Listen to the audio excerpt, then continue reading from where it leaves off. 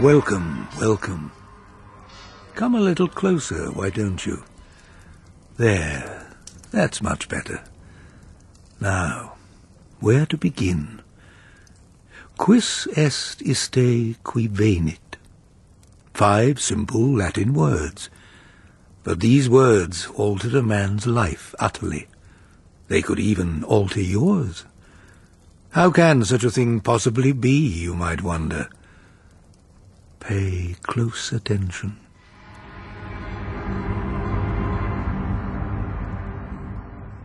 Have you any plans now full term is over, Parkins? I mean to go to the Norfolk coast, Burnstow, for a week or so to improve my golf. Golf?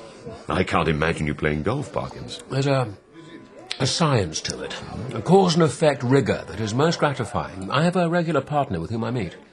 Burnstow? Yes. Ask you a favour, if I may. There's an old site nearby, a mile or so, a ruin of a Templar preceptory. I wonder if you could take a look at the place. What I want to know is there enough of the site left to justify a dig? I lack expertise in your field, Rogers, but I'm sure I can write you an accurate description of what I find. I'd be in your debt. Enjoy the links.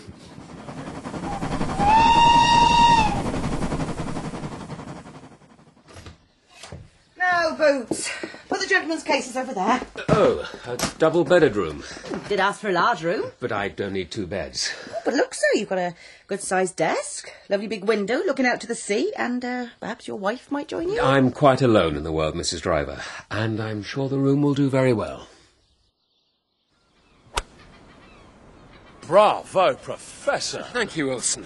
Always a pleasure to play with you. Still don't understand a word of your trajectories, wind resistance and such.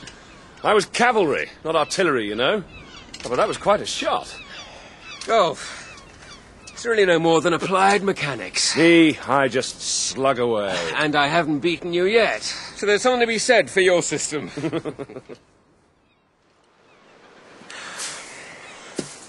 I could have sworn it fell here. You want to declare a lost ball? Not yet. Nearly turned my ankle. Now, what's this? Mounds of stone. Dozen or more of them, much worn down. And walls. Well, the natives call them the sleeping stones. You can see a sort of a shape to it all if you look. So I can. Why, this is Roger's Templar preceptory. A colleague of mine at Cambridge asked me to look the place over. Would you mind if I made a few notes while we're here? Not at all. I shall light my pipe and bask in the fickle sun like a lizard. Well, I've heard of the Templars, but what's a preceptory? Well, I think it's merely the technical term to describe their buildings. Flints, embedded in mortar. The mounds arranged in interlocking rectangles. The longest of which is around 25 feet. And this, a sort of platform of stone. I'd say it was an altar. Really? Ah, feel of the place. If this was a church, that's where your altar would be. Doesn't it strike you like that? I'm not a church-going man, but... Now, what's that? At the end of your altar. A patch of turf has been cut away. Who would do such a thing? There's an opening. Let me widen it with my knife. Small cavity, dropping at an angle into the ground. Should you put your arm in like that? You don't know... You all right? I found something. If I could just reach it. Yes. Queer little thing. Metal. A cylinder no longer than my index finger. Black with age. Look at those clouds. I think we should get back to the hotel. Yes. You're taking it? Why not? Or perhaps you should leave the place undisturbed for your colleague. Well, perhaps I'd like to impress my colleague with my research in the fields. Oh, the rain's coming. It'll be quicker along the beach. Let's pick up our pace, Professor. What is it? Do you see him? Huh? That poor man far behind us. He's making heavy weather in the breakwaters, and he nearly fell just then. He's not walking right. What? Where do you mean? Back there. Stumbling, but in a devil of a hurry. As if you were trying to catch us out. Well, I'm not waiting for anyone. Not in this. Oh. We'll share a bottle of the Merceau with our fish, shall we? A bottle? Live a little, my dear Parkins. Oh, I think I recognise it. Your little relic. Relic? Well, it's in your hand. I didn't realise I'd taken it out of my pocket. Your hand has been straying to it all evening. After dinner, I'll show you. Brush the rust away. Now, use one of my pipe cleaners. Here, draw it through. You see? It's a whistle. You're right. And there are marks on it. No words. Bring over the candle. Here. Quis est iste qui venit. I've pretty much forgotten my Latin. I thought so too, but... Though, here's the thing, Wilson.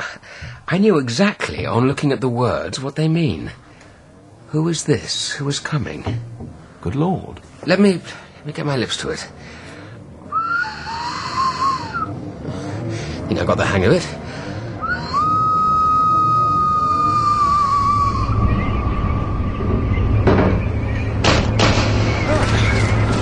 The candle! I've got it! Help me with the window! I can hardly move it! Together now!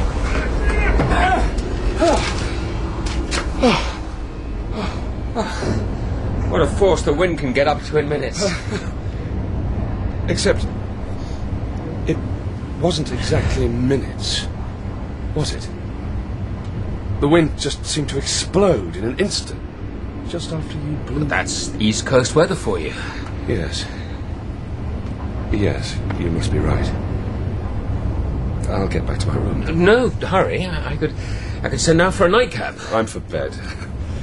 Good night. Yes, of course. Good night.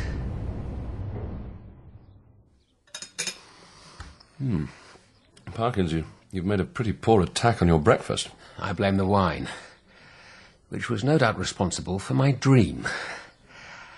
I never dream. The part of the beach that we walked on yesterday, 2 men ran, vaulting over the breakwaters. The first man kept looking behind him, and I... Ghastly this.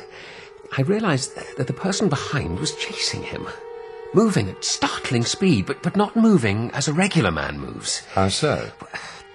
A sort of flickering quality, as he vaulted over each breakwater, and the man being chased, I couldn't see his face, he finally hid behind a breakwater, and the one chasing him, he slowed down.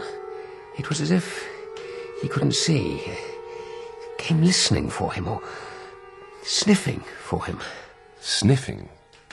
Could you see that man's face? No. Oh, I would be very unwilling to look at that person at close quarters. More coffee, gentlemen? No, thank you.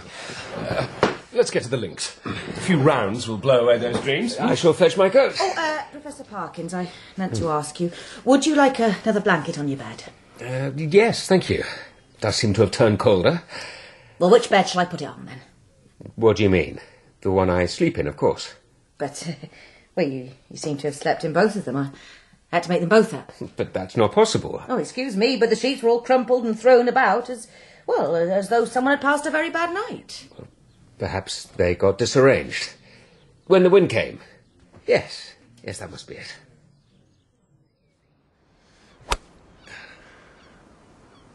Good shot. Haven't been expecting a visitor, have you? No? Sorry, take your shot. I didn't mean to distract you. It's just that Boots... Yes? Boots... He was in the yard just as I was coming out to follow you to the course. He looked up and saw someone in the big window, that's what he said, waving, all in white. Waving from the window of your room. Boots seemed quite put out. But as to what sort of a witness Boots is, well... Oh, bad luck. What is it, Parkins? Surely a chambermaid or some such in the window. Nothing odd in that. Surely.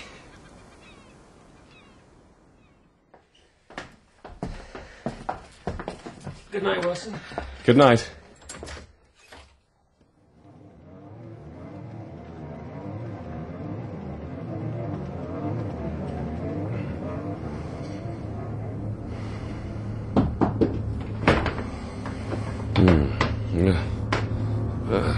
What the...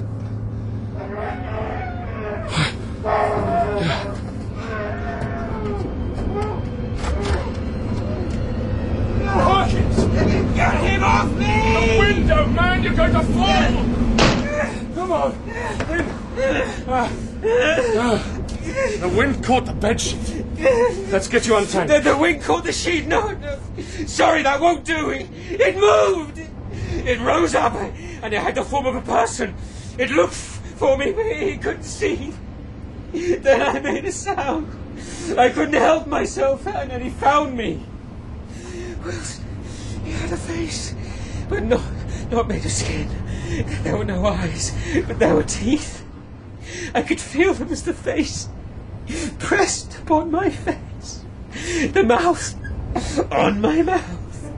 And the face was dry and made of crumpled lip. I'll sit with you. Shell shock, my dear fellow. Handkerchief. Seen it all before. Oh, Mrs. Driver, no, please leave us. Not now! What's that? Why? Well, yes. Yes, of course I'll hold your hand. There. Thank you, Colonel Wilson, for coming in person. You've been very helpful about the events at Burnstow. Your letter alluded to... Ah, yes. The events here. Professor Parkins came to chapel for evensong, and he saw the white linen vestments of the chaplain hanging on the door. He made a whimpering sound and ran from the chapel. I found him at the end of the herbal gardens in extreme distress. Amongst the verbenas, as a matter of fact. Terrible. To be possessed by such an illness of the brain. It wasn't quite... when you visit him, pass on the kind wishes of the college. Of course. Your cab, Colonel. Many thanks for your time. Strange little relic Parkins pressed into my hand. A whistle, of all things. I shall study it with interest.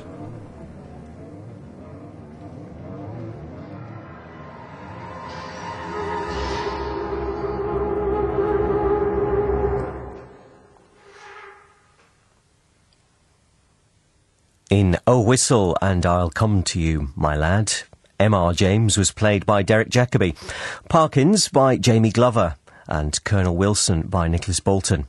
Mrs. Driver was played by Rachel Atkins and Professor Rogers by Ben Onwukwe. Original music was composed by Nikolai Abrahamson and the director was Gemma Jenkins. It was adapted for radio by Chris Harold.